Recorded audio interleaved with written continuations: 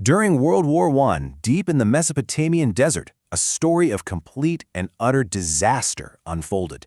We're not just talking about one battle here.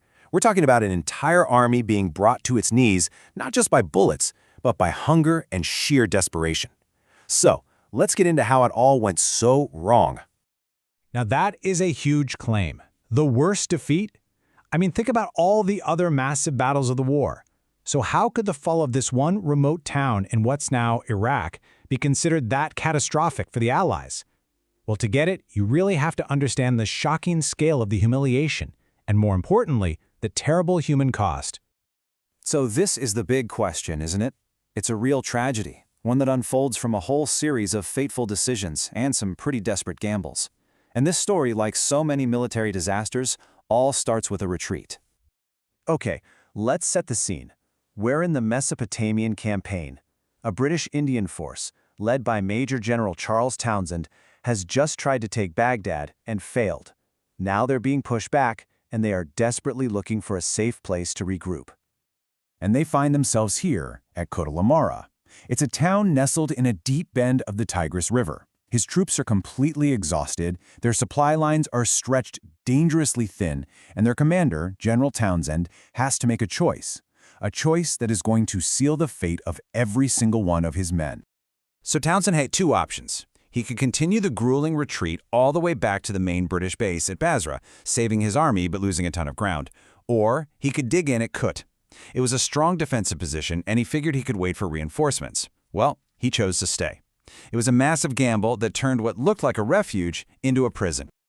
Just 4 days later, 4 days, on December 7th, 1915, Ottoman forces swarmed the area and slammed the trap shut. The Siege of Kut had officially begun. And, it would last far, far longer than anyone could have possibly imagined. Think about that. 147 days. That's nearly 5 months. For all that time, the garrison was completely cut off from the outside world. And inside that little river bend, an entire army, plus about 6,500 civilians, slowly began to starve to death. This quote from a survivor, Sergeant Munn, it just gives you this raw, visceral sense of the desperation. He said, "Tobacco was first out. We were smoking tea leaves and sawdust mixed." I mean, just imagine that. When you're smoking sawdust to cope, things are about as grim as they can possibly get. The conditions inside were a living nightmare. Rations were slashed to almost nothing, diseases like dysentery and scurvy were everywhere, and the town was under constant bombardment. But it's this last point that turns out to be absolutely critical. General Townshend misreported his food supplies. He told his commanders he had way less than he actually did. And that one message, well, it triggered a frantic, desperate rush to save him, a rush that would have unbelievably bloody consequences. Believing Townshend's garrison was just weeks from starvation, the British command scrambled to throw together a relief force. What came next wasn't just one rescue attempt, but a whole series of brutal, head-on assaults against heavily dug-in Ottoman positions. Through January and all the way into April, the relief force just kept throwing itself at the Ottoman lines again and again and again. At Sheikh Saad, the Wadi, Hana, and a final desperate push at Saniyet, every single attempt was a bloody failure, fought in the most horrific conditions, and it got them no closer to breaking the siege. 30,000.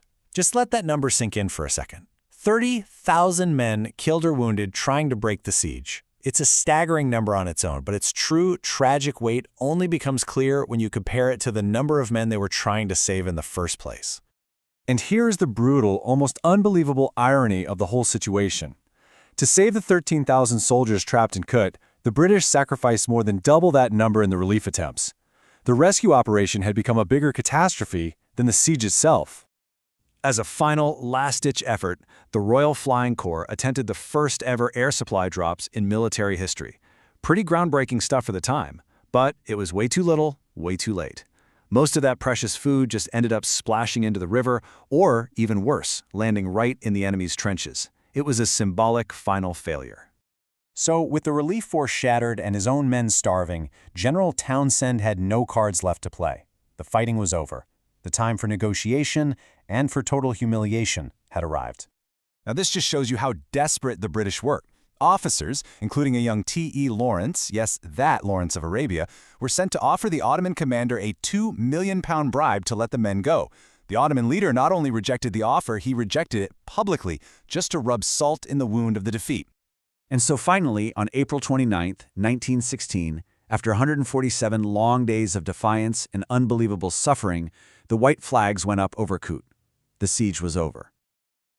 Over 13,000 men laid down their arms. To put that in perspective, this was the single largest surrender of British-led troops between the American Revolution and the fall of Singapore in World War II. The scale was just unprecedented. Yeah, historian Jan Morris does not pull any punches here, the most abject capitulation. This wasn't just a military defeat, it was seen as a deep, profound stain on the prestige of the entire British Empire. But for the men who had just surrendered, the real horror was only just beginning. You might think that surrendering would be the end of the suffering. You would be dead wrong. The fate of the prisoners of war from Kut is one of the most brutal and frankly overlooked chapters of the entire First World War. So first, let's look at the fate of the commander.